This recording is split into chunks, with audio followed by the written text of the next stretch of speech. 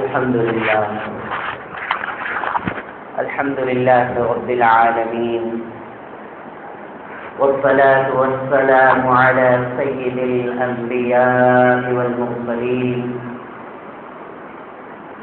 وعلى آله وأصحابه أجمعين، أما بعد. فقد قال الله تبارك وتعالى في القرآن المجيد والفرقان الحميد: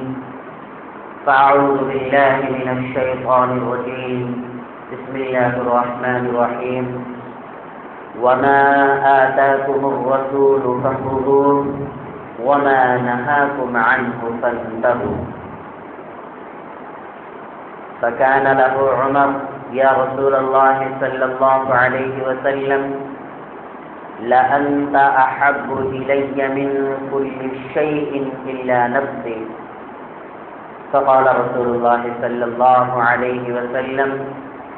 لا والذي نفسي بيده حتى أكون أحب إليك من نفسك. فقال له عمر: فإنه الآن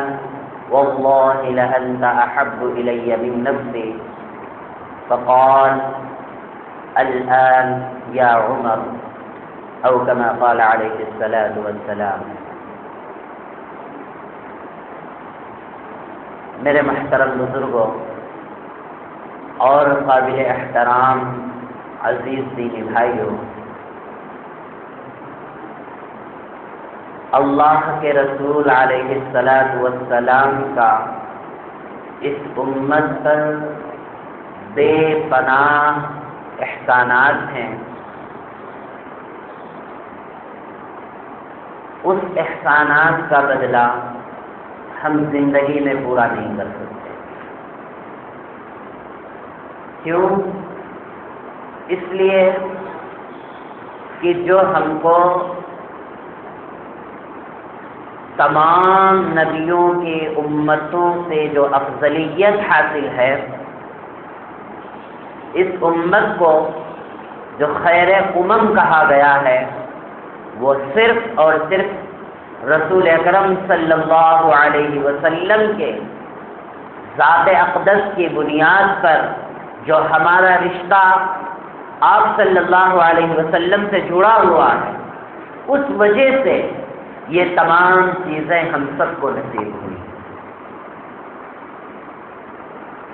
اور دوسری چیز یہ بھی ہے کہ حضور علیہ الصلاۃ والسلام نے اپنی پوری زندگی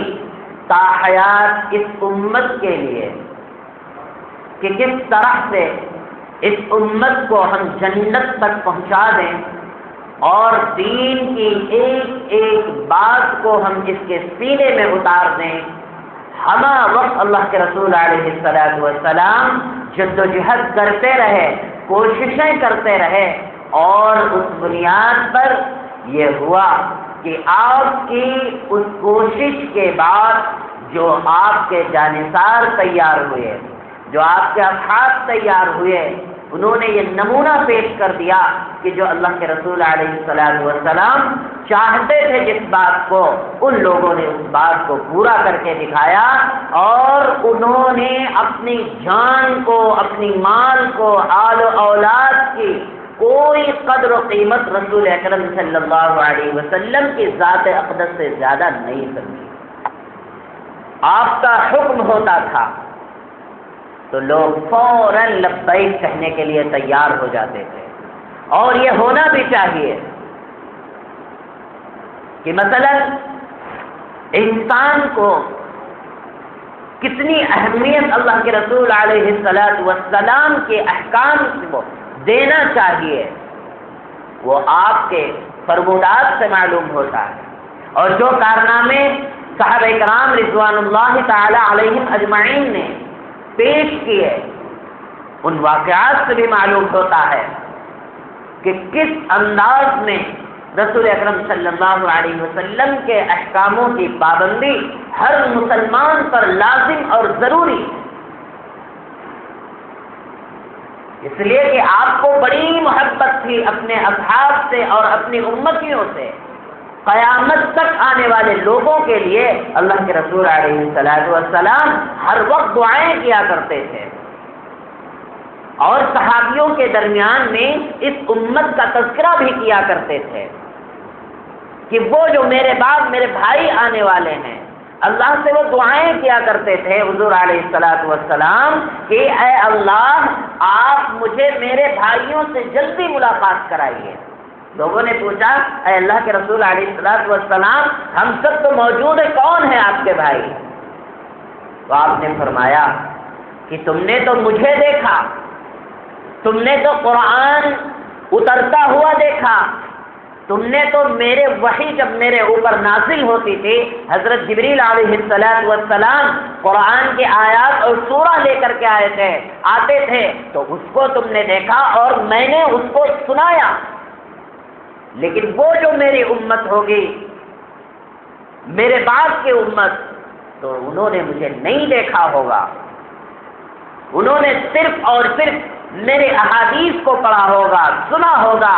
علماء کرام کے ذریعے سے میری تعریفیں سنی ہوں گی، جس کی بنیاد پر وہ اس قدر مجھ سے محبت کرتے ہوں گے، اس قدر مجھ سے محبت کرتے ہوں گے کہ جو چیز میں نے منع فرما دیا وہ رکنے کے لیے تیار ہو جائیں گے، اور جن چیزوں کو کرنے کا حکم فرمایا ہے اس کو کرنے کے لیے تیار ہو جائیں گے، چاہے وہ اپنی جانوں کو بھی یا اپنے آل اور اولاد کو بیچ کر کے پورا کرنا ہوگا تو وہ پورا کر دیں گے۔ ایسے امت کے لیے اللہ کے رسول علیہ الصلوۃ والسلام نے دعائیں فرمائی کہ اے اللہ میرے بھائیوں سے مجھے جلدی ملاقات کرا دیجیے۔ لیکن میرے دوستو، وہ جو دعا مانگی تھی حضور صلی اللہ علیہ وسلم نے، ہم سب اس میں شامل ہیں، لیکن کیا ہمارے اعمال، ہمارے کردار، ہمارے اخلاق اس بات کی گواہی دیتے ہیں کہ حضور علیہ الصلوۃ والسلام نے جن کے لیے دعا فرمائی کیا میرا شمار اس میں ہو سکتا ہے؟ اگر اپنے گریبان میں جھانک کر کے دیکھیں تو معلوم ہوگا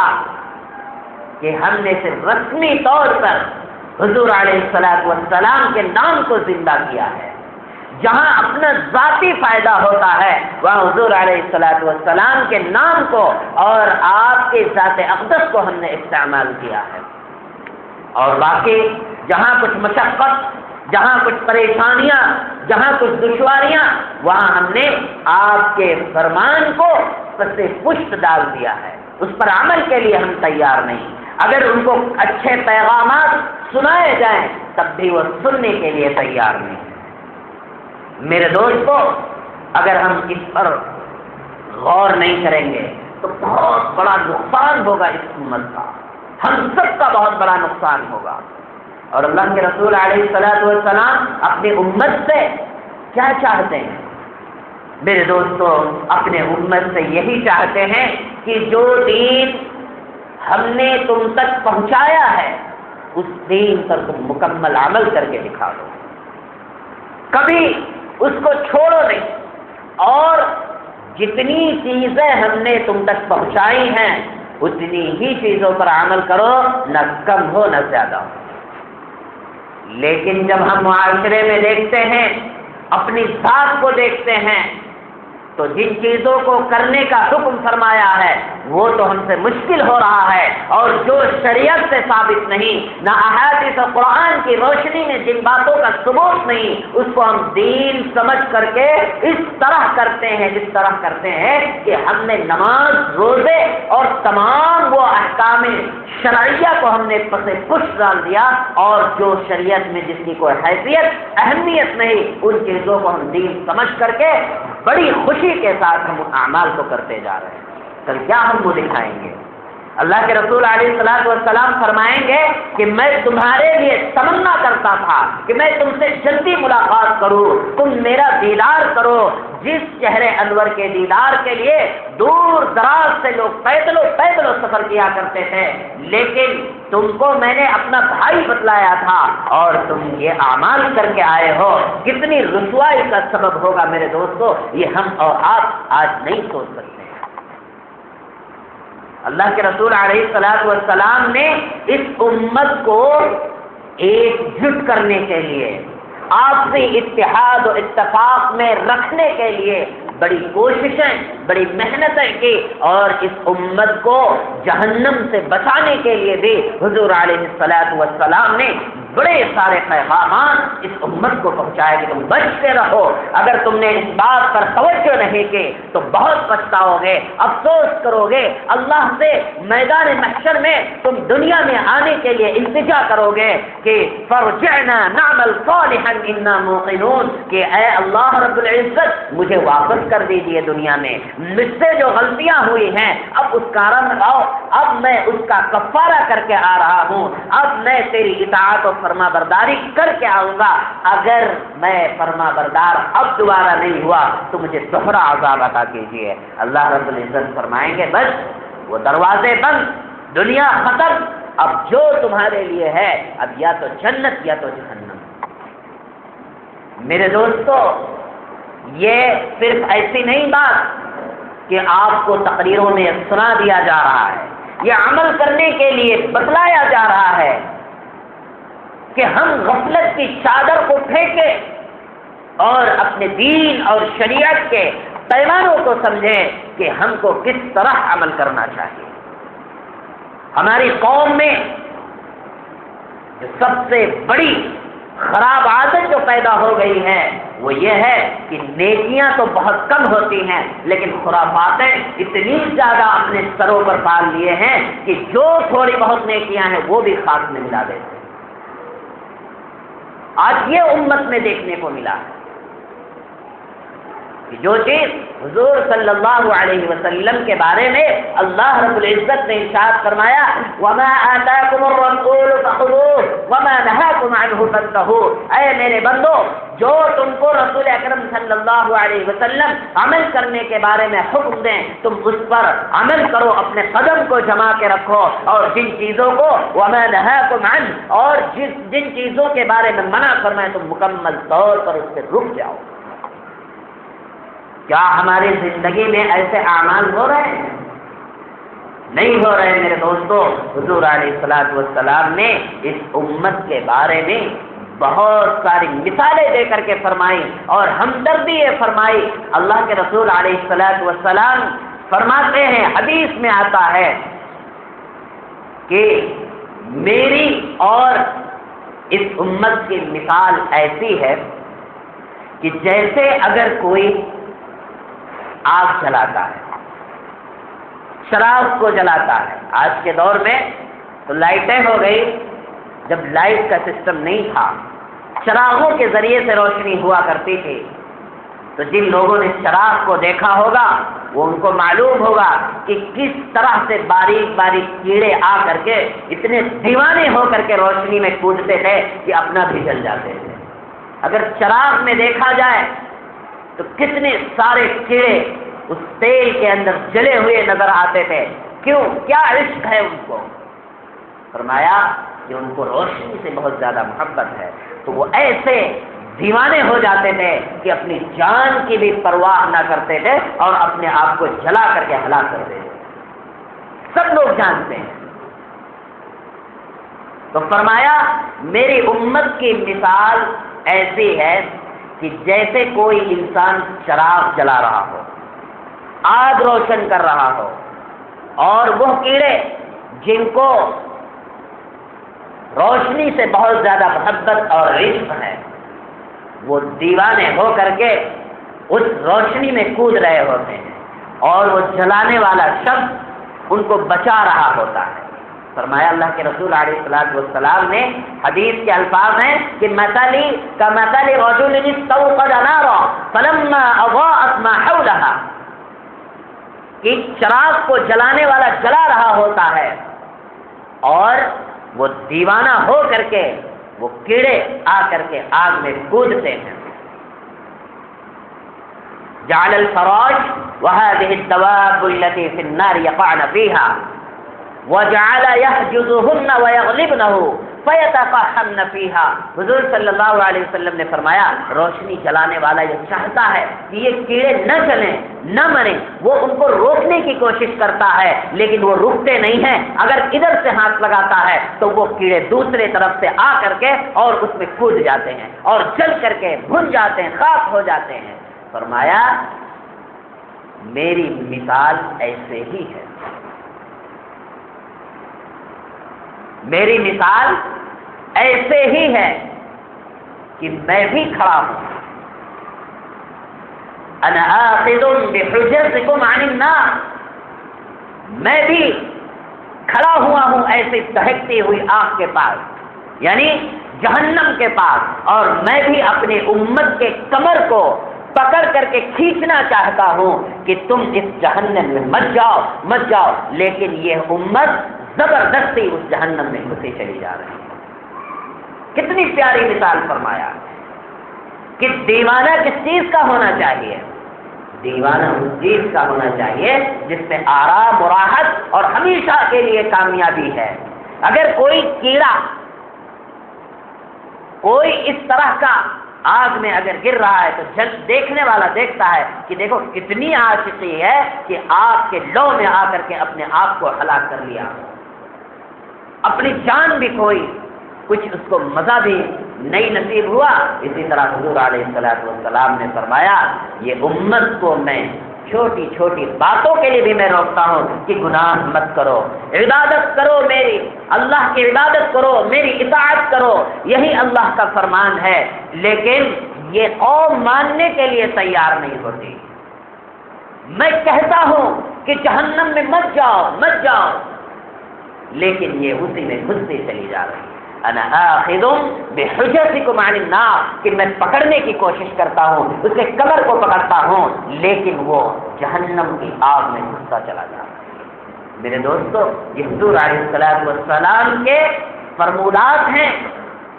آپ نے اس امت سے بڑی محبت فرمائی ہے، اور جب اللہ کے رسول کو اتنی محبت ہے تو ہمارا بھی یہی تقاضا ہے کہ ہم کو بھی حضور علیہ السلام کی ذات اقدس سے محبت ہونی چاہیے۔ ایک مرتبہ حضرت عمر رضی اللہ تعالیٰ عنہ اور حضور علیہ السلام ایک دوسرے کا ہاتھ پکڑ کر کے جا رہے تھے، تو حضرت عمر رضی اللہ تعالیٰ عنہ نے کہا کہ اللہ کے رسول علیہ السلام کہ مجھے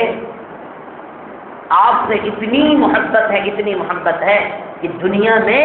کسی چیز سے اتنی محبت نہیں ہے، لیکن میری جان کے علاوہ۔ تو حضور علیہ السلام نے فرمایا عمر، اگر تم نے اپنی جان کو میری محبت سے الگ رکھا تو تم کامل ایمان والے نہیں بن سکتے۔ کس سے فرمایا؟ حضرت عمر رضی اللہ تعالی عنہ سے، جس کے بارے میں حضور علیہ السلام نے خود ارشاد فرمایا لو کان بعدی نبی لکان عمر، کہ میرے بعد نبوت کا دروازہ تو بند ہو گیا، لیکن اگر کھلا ہوا ہوتا، میرے بعد کوئی نبی آنے والا ہوتا تو وہ عمر ہوتا۔ نبی جس کا اللہ کے بعد سب سے پہلا مرتبہ شروع ہوتا، حضرت عمر رضی اللہ تعالیٰ عنہ کے بارے میں حضور علیہ السلام نے فرمایا تو نبی کا کیا ایمان کمزور ہو سکتا ہے، لیکن جب آپ سے گفتگو ہو رہی ہے تو فرمایا کہ اگر اپنی جان سے بھی زیادہ مجھے اہمیت نہیں دو گے تو تم پکے مومن نہیں بن سکتے۔ اب بتائیے، ہم کو اگر کہا جاتا ہے، اگر مسجدوں کی صدائیں ہمارے کانوں میں پہنچتی ہیں حی علی الصلاۃ حی علی الفلاح، تو ہمارا کیا جواب ہوتا ہے؟ کیا ہم نے اس بات پہ لبیک کہا